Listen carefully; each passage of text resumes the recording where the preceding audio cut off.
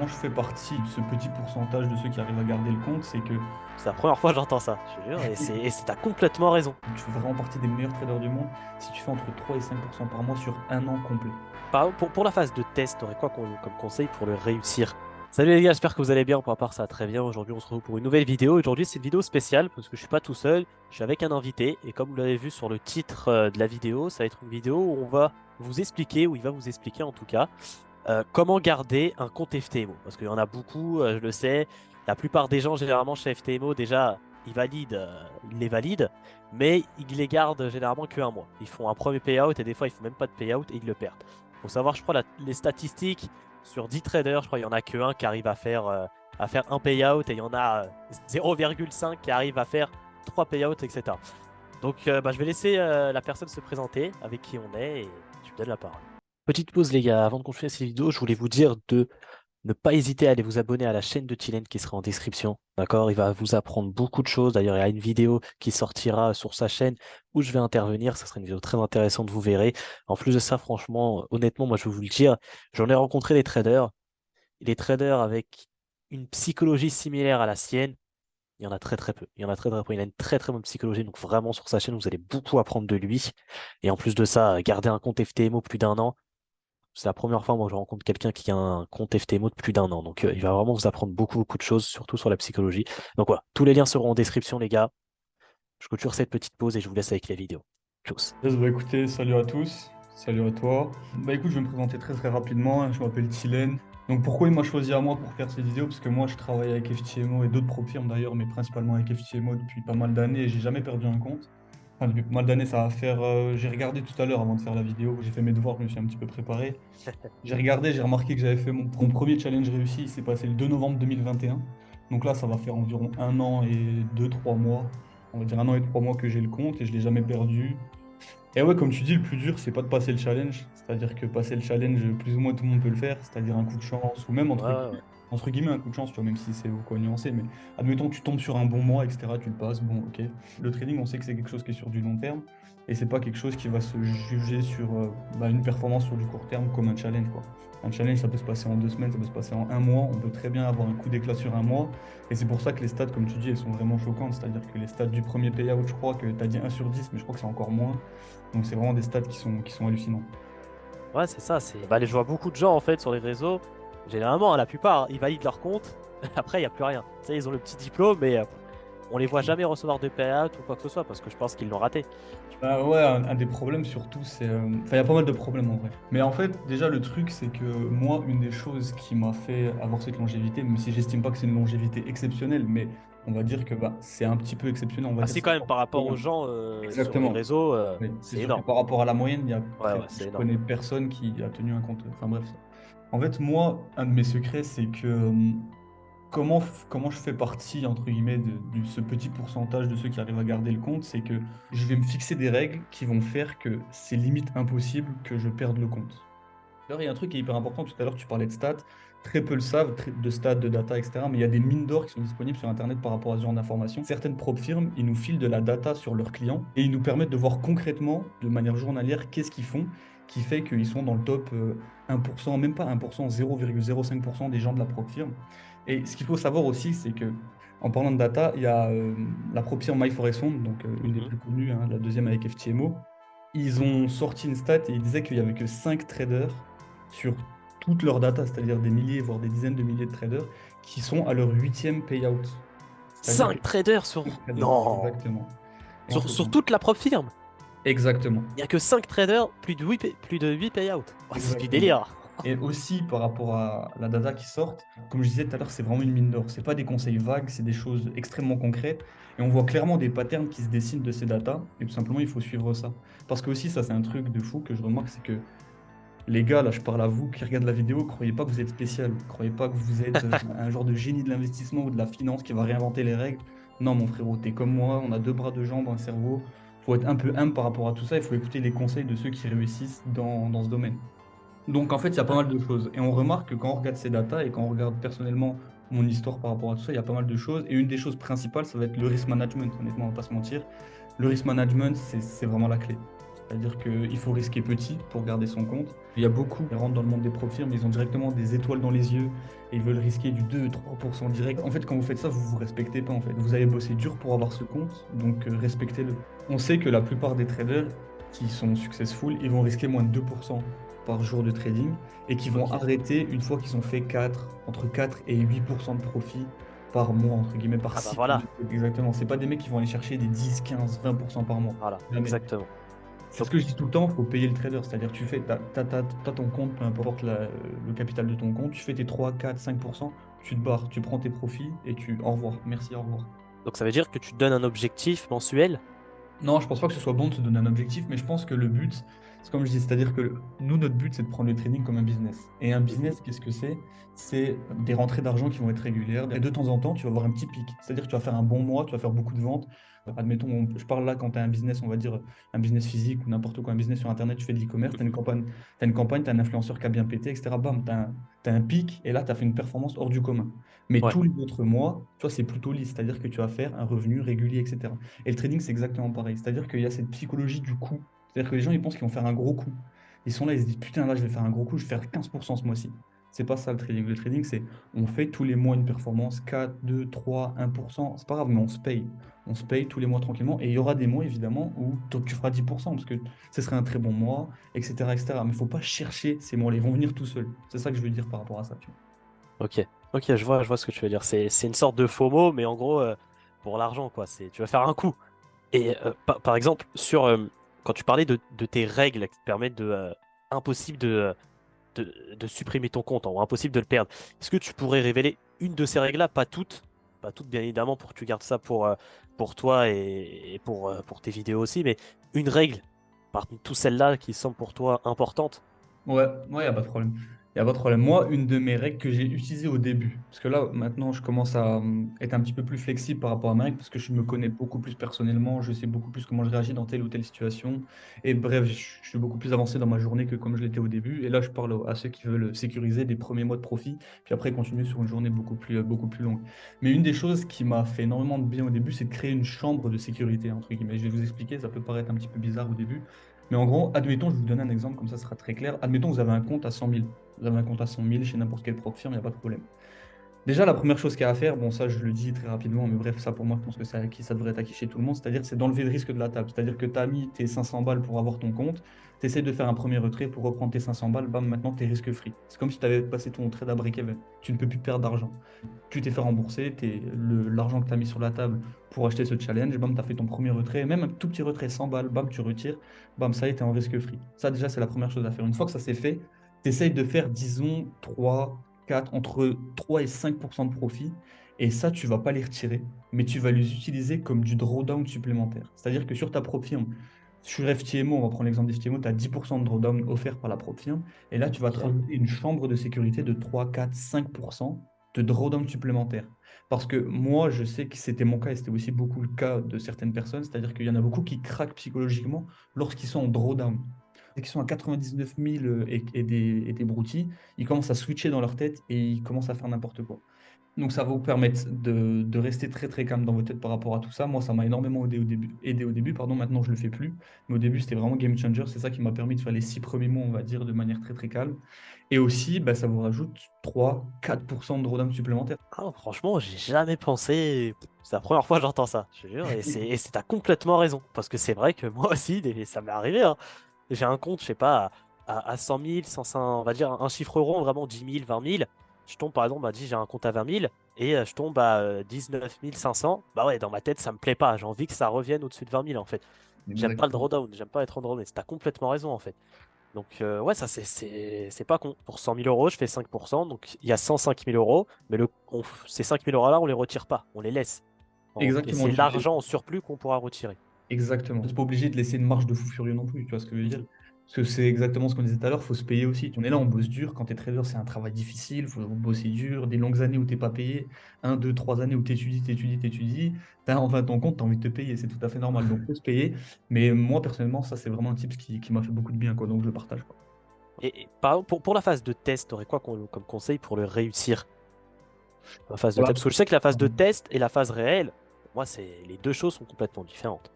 Et j'ai souvent l'habitude de dire ça, que pour moi, les phases de challenge, c'est limite pas du trading. Tu vois, alors qu'évidemment, Bah c'est ouais, ils te donnent un pourcentage à faire, 10%. Il y en a, ils se rendent pas exactement. compte, mais c'est dur, 10%. Exactement. Tu as une pression de temps et tu as une pression de résultat. C'est-à-dire que Mhm. c'est deux pressions que tu n'auras jamais dans une situation normale. Et c'est deux Ouais. pressions qui sont horribles pour un trader. Si tu arrives vers un mec en hedge fund ou je ne sais quel trader qui a 10 ans d'expérience et que tu lui dis tu as 30 jours pour faire 10%, il va te regarder, il va te dire mais de quoi tu parles? Donc c'est vraiment des conditions qui sont dures et c'est pour ça que je dis que c'est vraiment même pas du trading, c'est limite, je sais pas, tu dois être bon sur l'instant T, alors que le trading, on sait très bien que c'est quelque chose qui est juste sur le long terme. Mais Ouais. il y a des mois où même les meilleurs traders du monde, il y a des mois où ils sont pas rentables. S'il faut, tu vas donner un compte challenge au meilleur trader du monde, il va pas le réussir parce que c'est un mois où il n'a pas été rentable. Tu vois ce que je veux dire? Mais c'est tout à fait normal, ça arrive à tout le monde. Tu vas dire, bah, t'es nul, t'as raté ton challenge FTMO, alors que le mec, c'est un génie. Tu vois. Donc c'est pour ça que je dis que c'est compliqué, tu vois, c'est difficile de donner des conseils. Mais moi, un conseil que je pourrais donner, parce qu'il y en a beaucoup qui font de la merde par rapport à ça, c'est qu'ils tradent un challenge FTMO de 30 jours, c'est-à-dire tu as 30 jours pour faire les 10%, ils le traitent comme s'ils avaient 3 jours. Je crois que tu regardes les stats, Exactement, exactement. Je je suis te jure, totalement c'est un d'accord avec truc toi. de fou. Je pense que tu regardes les stats, je pense que la première semaine, il y a genre 50%, voire plus, qui ont déjà tué le compte. Parce qu'ils Ouais. prennent pas le temps. En fait, ils vont prendre leur temps sur leur premier trade. Leur premier trade, ils vont bien le choisir parce qu'il n'est pas encore lancé le challenge. Mais dès que le premier trade est lancé, bah là, c'est n'importe quoi. Ils vont prendre 3 4 5 positions par jour et ils vont flinguer le truc en moins d'une semaine, quoi. Donc, si je pourrais donner un premier conseil, c'est prends ton temps, frérot. T'as 30 jours, honnêtement, t'as le temps. Des setups, t'en auras. Donc, ouais, non, ça c'est super important, exactement comme tu as dit. T'as 30 jours, c'est long, 30 jours, c'est long, t'as le temps. Bah, T'as le c'est temps, long mais et comme c'est tu as court en dit. même temps. 30 jours, ça fait 20 jours tradables. 20 fois 2 ça fait 40. T'as 40 sessions tradables. Prends ton temps. Et Ouais, c'est ça. Et tu conseillerais de risquer combien dans la phase de test? moi, je pense que 1% c'est bien. Je pense que 1%? 1% c'est bien dans la phase de test, dans le sens où, bah, en fait, si tu risques du 0,5%, tu vas devoir faire 20% par mois. Déjà Ouais, 10 pour ça. aller les chercher. Si tu dois faire 20, frérot, c'est très, très, très compliqué. 1%, je pense que c'est correct. Et bref, ouais, par rapport à ça, il faut se rentrer dans la tête que le trading, c'est surtout un jeu de survie. Celui ou ceux qui seront millionnaires en trading, de ceux qui regardent cette vidéo, c'est pas celui qui aura les meilleures entrées, c'est pas celui qui aura le plus de capital à l'instant T, mais c'est celui qui va survivre le plus longtemps. C'est Mhm. tout simplement ça le trading, c'est juste une question de survie. Donc au début, une fois que vous avez votre capital, le but c'est de survivre, tout simplement. Ouais, ouais, c'est ce que tu dis. Bah, c'est des règles de grand trader, hein. La première règle, c'est de sécuriser son compte. Et la deuxième règle, c'est aussi de sécuriser son compte. C'est ce qu'ils disent en fait. Le but, c'est. En trading, il y en a qui disent le but, c'est pas de perdre d'argent. C'est tout. C'est ça. C'est, comme tu as dit, c'est un jeu de survie. Exactement. Exactement. Et dans la deuxième phase, et d'après les statistiques, les gens qui réussissent la première phase, ils réussissent ensuite la deuxième phase. Non, il me semble que, après je suis pas statisticien, etc., tu vois ce que je veux dire, c'est pas moi qui ai fait les stats, mais il me semble que il y en a beaucoup qui réussissent la première phase qui est censée être la plus simple, la plus dure, pardon, Ouais, la plus et dure, ouais. beaucoup qui échouent à la seconde. À ce qui paraît, c'est quelque chose comme ça. C'est beaucoup plus difficile de faire la seconde phase, à ce qui paraît. Mais ouais. Ça, c'est pareil. En fait, c'est les gens, ils se disent, ça y est, j'ai fait la première phase, c'est bon, c'est fini, et j'ai fait 10%, 5%, ça va être facile. En plus, j'ai 2 fois plus de temps. Et les gens, ils sont toujours à voir à ce Ouais, c'est toujours à moment-là. voir. Donc, Et, et- faut faire très attention à ça. et la deuxième phase, je conseille de risquer 1% aussi, ou là, on peut aller à 0,5%. Moi, je conseille toujours de rester sur du 1%. Parce que je pense que Ok. 1%, tu as 10% de drawdown. Je vois pas comment, si ta stratégie elle est solide, si tu craques pas mentalement, ça va être compliqué de perdre 10 trades d'affilée. Tu vois ce que je veux dire? Ouais. Donc, honnêtement, tes 5%, tu peux aller les chercher. Tu vois. Et pareil, par rapport à ça, quand je dis le fait de rater des challenges, etc., il y a un truc qu'il faut comprendre en trading et même dans la vie en général, c'est que je vois beaucoup de gens qui ratent des challenges et qui disent ouais, mais vas-y, le marché, il était pas bon. Le marché n'était pas bon, il y avait une annonce écho, je ne sais quoi, je ne sais quoi, je ne sais quelle excuse. Il faut prendre 100% responsabilité sur votre trading. C'est pas de la faute de la propre firme, c'est pas de la faute des spreads, c'est pas de la faute du marché, c'est pas que t'as pas eu le temps, c'est que t'as pas été au niveau, t'as pas été bon sur la période. Tu notes, tu prends des notes et tu essaies de revenir plus fort. Mais voilà, ça je pense que je voulais ça me tenait sur le cœur parce que j'entends plein de gens qui disent des trucs de fou par rapport à ça. Non les gars, c'est pas de la faute de la propre firme ni de personne, c'est 100% de la tienne. Il faut prendre un petit peu responsabilité sur nos actions, c'est important. Mhm. L'expérience que tu as avec FTMO, ils payent directement, etc. Parce que tu sais, tu as des gens sur Internet Ouais, ouais. qui Bon, font après, si n'importe t'as quoi. si t'as plus de 80 de QI, normalement, tu sais que FTMO et ces genres de profils, elles sont legit. Ou au pire, tu fais une recherche Google, tu vois. Mais oui, FTMO, il y a zéro problème. C'est les plus legit. Personnellement, j'ai bossé avec eux et d'autres profils, mais j'ai jamais eu de problème avec des profils. D'ailleurs, si j'en aurais, j'en dirais. J'ai jamais eu trop de problèmes. FTMO, c'est vraiment très, très, très, très, très, très, très solide. Il y a pas à douter pour le moment.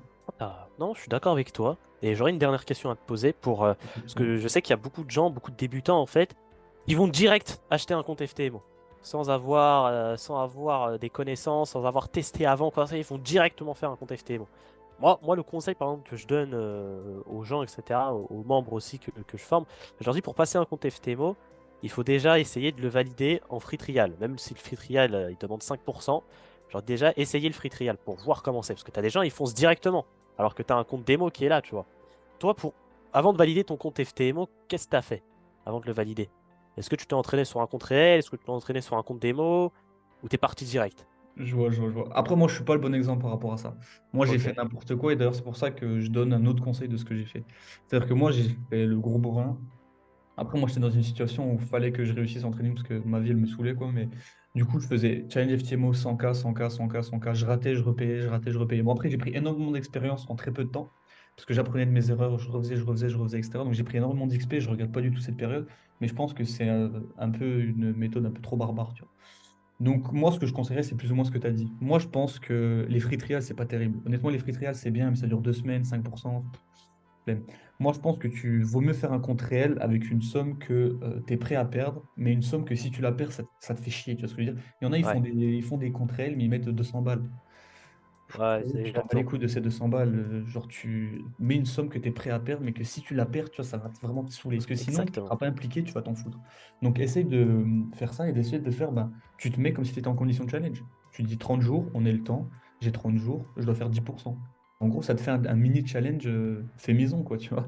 Et si tu le réussis une fois, deux fois, tu te dis, vas-y, let's go, on tente. On tente un Ouais, challenge. Puis je suis après aussi, totalement d'accord avec toi. dis-moi, je t'écoute, pardon. Je suis totalement d'accord avec toi parce que j'ai fait une vidéo dessus. D'ailleurs, c'est la vidéo la moins vue de ma chaîne. Tu sais, les gens ils s'intéressent qu'à la technique, jamais à Ouais. la psychologie. Et je leur disais que en gros, pour de s'entraîner sur un compte réel, etc., mais d'avoir une somme qu'ils sont prêts à perdre en fait. Certes, mais il faut qu'en fait ils ressentent une peur de la perdre, comme tu as dit Oui, voilà. exactement. Je suis Ouais, et d'accord. puis d'ailleurs, par rapport à l'argent que les gens ils ont un peu de côté, un conseil qui, je pense, il va pas plaire à beaucoup de gens, ou du moins, il va casser les couilles à des gens, parce qu'en fait, c'est un conseil qui demande du travail. Il n'y a rien de magique, ça demande du travail. Mais si on remarque un truc, c'est que les gens, lorsqu'ils ont leur challenge, même s'ils savent plus ou moins trader, ils savent que le risk management c'est important, etc., etc., ils passent totalement outre parce qu'ils veulent de l'argent tout de suite. On en a déjà parlé pas mal de temps tout à l'heure, le pourquoi du comment, donc je vais pas en parler. Pour éviter ce problème psycho, avoir une genre d'épargne de côté, c'est un truc de fou. Moi, personnellement, quand j'ai commencé le trading, je m'y suis lancé les deux pieds dedans comme un fou, c'est-à-dire que j'avais zéro de côté, je mettais tout dans les challenges FTMO. Une fois que j'ai réussi, bam, j'ai direct arrêté ce que je faisais, je me suis mis à temps plein. Je ne conseille pas du tout ça, de faire ça aux gens, parce que moi, ça a fonctionné pour moi, mais il ne faut pas qu'on tombe dans le syndrome du survivant, c'est-à-dire Ouais, ouais, il y a quelqu'un qui ça a réussi, hop, c'est la vérité. Non, c'est pas parce que j'ai réussi en faisant ça que c'est la bonne solution. Le mieux, si tu as une épargne d'urgence et que tu n'es pas dans l'obligation de faire de l'argent en trading, ça, c'est un truc qui est horrible. C'est-à-dire que si tu as ton compte Propire, mais que tu es dans l'obligation de faire de l'argent pour pouvoir payer tes factures, pour pouvoir te nourrir, pour pouvoir payer le loyer, tu vas cramer ton compte, c'est sûr, à 300%. Fais des trucs Propire, etc. Mais à côté, essaie d'épargner un petit peu d'argent. Je sais pas, 3, 4, 5, 6 mois, un an, le plus possible de vie. Comme ça, quand tu as ton challenge, quand tu ton compte pardon, financé, ben, tu es à l'aise et t'es pas dans un truc où tu dis putain, faut absolument que je trade, faut absolument que je prenne des positions, sinon je suis dans la merde, je vais pas pouvoir payer mon loyer. Non, tu te dis ok, j'ai de l'argent de côté, je paye mon loyer tranquillement et mon trading, je le fais de manière tout à fait normale. Donc ça, c'est hyper important. Mais comme je le dis, il y en a plein qui me disent gna, gna, gna quand je dis ça. Parce que oui, ça demande du travail, il faut économiser, il faut faire des trucs, peut-être avoir un travail, deux travail. Ouais, ça demande des sacrifices, mais ça vaut le coup. Ça vaut le coup. totalement d'accord avec toi et je rebondis sur ce que tu dis parce que je l'ai vu de mes propres yeux en fait. J'ai des gens qui sont dans ma formation qui ont réussi des comptes FTMO et des comptes MMF, mais la plupart qu'ils ont réussi, qui sont encore actifs sur leur compte, parce qu'il y a des gens bien évidemment qui l'ont perdu, mais il y en a qui sont encore sur leur compte. J'en ai un qui a un compte MMF et un autre qui a un compte FTMO. Les deux, ça fait de plus de 5 mois qu'ils les ont. Ils reçoivent des payouts, etc. Mais les mecs, ils partent pas de nulle part. Derrière, ils ont une bonne réserve sur leur compte, tu Ouais, vois. Et moi, je me dis, bah ouais, c'est grâce à ça, en fait, parce qu'il y a une pression de l'argent qui disparaît, en fait. c'est ça. Psychologie. En Et fait, t'es pas dans l'obligation de faire du résultat. exactement. Et ça, c'est le plus gros problème, ça. C'est comme je le dis dans le trading, si tu veux être bon en trading, il faut te libérer, en gros, de la pensée de l'argent. Faut plus penser à l'argent. Faut pas penser à l'argent. Et c'est comme ça que tu vas Ouais. faire de l'argent. En ne pensant pas à l'argent, tu C'est fais de hyper l'argent. contre-intuitif, mais t'as raison. Ouais, T'as c'est raison. ça. Parce qu'en fait, ça valide. En fait, on dit ça comme ça, mais en fait, ce qu'il faut comprendre derrière ce message, c'est que Si tu dois faire de l'argent, ça va te mener à faire des conneries. C'est-à-dire que ça va te mener, ça va te faire faire de l'overtrading, peut-être risquer plus, te mener à Ouais, faire de la ouais. merde automatiquement. Parce que putain, t'as besoin d'argent, vas-y, je risque 2%, c'est bon. Celui-là, je le sens bien setup. Ou putain, j'ai besoin d'argent, faut que je prenne une position en fait. Faut que je prenne un trade, faut qu'il passe parce qu'il me faut de l'argent. Tu vas prendre un trade qui est pas forcément dans ton plan, ça va te faire de la merde dans tous les cas. Donc, en vrai, honnêtement, c'est vraiment pareil. C'est ce que je dis tout à l'heure, c'est compliqué, c'est chiant, c'est pas un conseil qui fait plaisir à entendre, mais il le faut. Ah, mais c'est ça de toute façon, parce que comme j'ai dit, les gens qui viennent dans le trading, ils prennent le trading pour un business rapide, faire de l'argent rapidement, etc. Mais c'est tout le contraire. Tout le contraire. Parce que tu le vois maintenant sur les réseaux sociaux, hein, le trading, malheureusement, ils l'ont sali un peu avec tous les trucs d'affiliation, des groupes, etc. Et les gens, ils prennent le trading pour un business rapide. Tu fais de l'argent rapidement. Tu vois, ils se disent pas qu'il faut travailler pendant 1 an, 2 ans, il faut économiser de l'argent, etc. Non, non, direct. Ça, c'est un gros problème aujourd'hui. C'est non, pour réussir en trading, c'est du taf. C'est énormément de taf. Dans le monde des traders rentables, je crois que ça se compte même pas sur les doigts de la main. Ça se compte même pas. Quand même, mais ouais, c'est sûr que c'est compliqué. C'est encore là, tu vois. Là, je suis en train de parler avec toi, mais qui me dit que dans 2 ans, je serai encore ici, dans cette industrie, tu vois. Je sais pas. Ah, des traders rentables depuis 10 ans, ou alors là, c'est même pas les doigts de la main, là, il y en a pas. Il y en a même pas, j'ai envie de dire. C'est tellement Extrêmement rare. peu. Et pour Ah ouais, compléter un peu ce que tu dis et pour revenir un petit peu sur ce qu'on disait au début, pour le fait que ceux qui réussissent, c'est ceux qui vont faire quelques pourcents, arrêter et attendre le payout. C'est jamais un mec hyper gourmand qui va vouloir aller au 15% qui va réussir sur le long terme. On s'est fait bousiller le cerveau, surtout dans le monde des SMC, etc. Tu vois, dans ouais, ICT, SMC, les gens ils pensent que faire 15% par mois c'est normal. Mais exactement. frérot, sors-moi un seul trader qui a fait 15% par mois sur 1 an, sur 2 ans, sur 3 ans. Si tu fais 5% par mois, même pas, entre 3 et 5% par mois, pendant 1 an complet, tu fais partie des meilleurs traders du monde et je pèse mes mots. Donc les gars, arrêtez de vous monter la tête en vous disant que 15% par mois c'est normal. C'est pas normal. C'est pas normal. Ça peut arriver sur un coup, comme je disais tout à l'heure. Mais c'est pas ça que vous devez chercher parce que vous n'allez pas réussir et ça va vous faire de la merde. Ça va vous faire de la merde, pardon. Faut me faire 3, 4, 5% sur un gros compte que essayer d'aller chercher 10-15% sur des comptes qui sont inférieurs. Totalement d'accord avec toi. Vraiment, malheureusement, le SMC ICT, c'est vu comme faire 60% tous les mois, etc. Et je le vois des fois, Je te jure. sur les réseaux, je vois des gens, voilà, tu vois, ce trade-là, il aurait pu me rapporter 40%. Des fois, c'est un truc de ouf. Alors que je pense même, hein, tu me diras, mais je pense que les traders les plus rentables de ce monde sont des traders support résistance, hein. Même pas des traders smart money, hein. Je pense que les traders qui achètent FTMO, etc., et MMF qui sont très rentables, c'est même pas des traders ICT smart money, hein. Moi, c'est un truc qui m'avait marqué, c'est que, je sais pas si tu te rappelles, il y a pas longtemps, bon, le record il a été battu, mais il y avait eu un record de plus gros payout de l'histoire de 1 million? FTMO, et c'était un demi-million. C'était Un celui d'avant. demi-million? Ouais. Il y a eu un mec qui avait fait un demi-million. Et j'ai regardé l'interview, tu vois, parce que ben, normal, tu vois, il y a un mec qui fait un demi-million. C'est ce que j'ai Ouais, dit au ouais, début, ouais. tu vois. Moi, je m'assois, j'écoute, tu vois, t'as fait un demi-million en un mois. Bon, il a dû être surexposé comme un fou, ce bâtard, mais bref. Mais bref, il a fait 1 million, j'écoute, tu vois. Et le mec, il tradait, je sais plus exactement sa stratégie parce que la vidéo elle date, mais ouais, il tradait quoi? Support résistance, trendline, des trucs comme ça. C'est Ouais. pour ça, tu vois ce que je veux dire. Après, c'est une stratégie comme une autre, tu vois. Ah ouais, non, c'est une stratégie comme une autre, bien Et quand évidemment. Mais tu en fait, regardes les petits hedge funds, il y a certains hedge funds, pas tous les hedge funds, mais il y a certains hedge funds qui utilisent de l'analyse technique.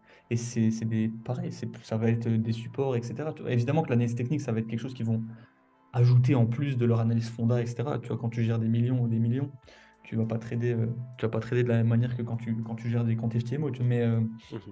Mais Moi, je suis ils, totalement d'accord. ils vont aussi utiliser ce genre de choses, tu vois. Ouais, Donc, c'est ça. C'est. En fait, on veut toujours avoir raison sur le graphique. Ma technique, c'est la bonne, c'est la bonne. Alors que, en fait, pour moi, personne n'a raison, personne n'a tort. Chacun a sa vision, il a sa bah, stratégie. celui qui a Si elle réussi, marche, elle celui qui a marche, hein. raison, celui qui a des résultats, en fait. C'est Voilà, pas, c'est ça. C'est les résultats c'est qui ni parlent à moi sa ni place, toi en qui fait. va dire qui a raison, c'est le marché. Exactement, ouais, c'est ça, exactement. C'est tes résultats qui vont parler à ta place. Mais la stratégie miracle, quoi que ce soit, ça n'existe pas, hein. Smart Money, c'est pas une stratégie miracle. ICT, c'est pas une stratégie miracle, etc. Non, non, non, pas du tout. Pas du tout, c'est une stratégie comme une autre, c'est tout. Faut trouver celle qui nous plaît. Et dites-vous pas que vous allez arriver dans Smart Money, vous allez faire 40% par mois, pas du tout. Pas du tout. Et les gens, ils se rendent pas compte en fait que 3%, 5%, c'est déjà énorme. Tu fais 3%, 5% sur un compte à 400 000, c'est super, hein. C'est déjà super, c'est C'est énorme. ça. Puis c'est aussi ça montre aussi que les gens, ils n'ont pas d'ambition. C'est-à-dire que les gens qui veulent faire 10-15%, ils le savent. Même si t'es pas con, tu sais très bien que tu feras jamais 10-15% sur un compte à 10 millions. T'es pas con comme ça. Ouais. Tu vois. Là, en ce moment, je suis en train de me former, c'est-à-dire que j'apprends, j'accumule de l'expérience pour dans 3, 4, 5, 6 ans trader des comptes qui sont énormes. Et si tu arrives vers un investisseur et tu lui montres des trucs, de fou furieux comme ça, il va te dire, mais ferme ta gueule. Il va te dire, mais c'est pas ça le trading, mon grand. Donc c'est ça aussi, il faut avoir de l'ambition, il faut se dire que plus tard, tu vas montrer tes track records, tu vas montrer tes stats, tu vas montrer tes datas, tu vas montrer tes trucs que tu as fait pendant 1 an, 2 ans, 3 ans à des mecs qui vont potentiellement te passer des millions et des millions. Donc il faut que tu arrives avec quelque chose de solide. C'est sûr, C'est s'il voit des important. 15%, des moins 15%, etc. Non, non. Faut que ta equity curve elle soit propre, lisse. Ouais, faut la Très très lisser. lisse. Et ça marche pas avec des 15%. Il y aura peut-être des 15% en quelques mois, tu vois, comme tu as dit. Parce que tu as fait un super mois, mais tous les mois, c'est impossible. C'est vrai qu'il n'y a aucun trader au monde qui fait 15% tous les mois. Il n'y en a aucun. Ça n'existe pas. Ça n'existe pas. Ok, ok. Donc, bah, je te laisse faire le mot de la fin. Voilà, je te laisse faire le mot de la Vas-y, fin. vas-y, pas de problème, pas de problème. Ça. Moi, j'ai pas grand-chose à dire, hein. Passez une bonne soirée. Et abonnez-vous à la chaîne de Red Pill FX et Merci, merci. Je mettrai le lien de la chaîne de Tilen en bas. Allez le voir parce que franchement, je vous dis vraiment, c'est pas pour te faire des fleurs Tilen ou quoi que ce soit. J'en ai vu rencontrer des traders. J'en ai rencontré beaucoup sur les réseaux sociaux, malheureusement, irréel jamais. Mais sur les réseaux, j'en ai rencontré beaucoup, j'en ai parlé avec beaucoup. Et je pense que t'es l'un des. En termes de psychologie, je pense que t'es les meilleurs que j'ai rencontrés. Vraiment. Ah bah écoute, Vraiment, c'est t'es le super plaisir. meilleur. Donc, c'est même pas pour te jeter des fleurs. T'es vraiment le meilleur. Et comme je te dis, comme j'ai dit, la psychologie, c'est ce qu'il y a de plus important en trading. Donc, allez voir sa chaîne, suivez-le, parce que moi, il vous donnera des meilleurs conseils que moi en psychologie largement, largement. Bah écoute, merci, c'est un Donc plaisir. voilà. Merci à vous d'avoir regardé la vidéo. Donc, on se retrouve pour une prochaine vidéo et puis voilà les gars. Allez, tchuss. Ciao.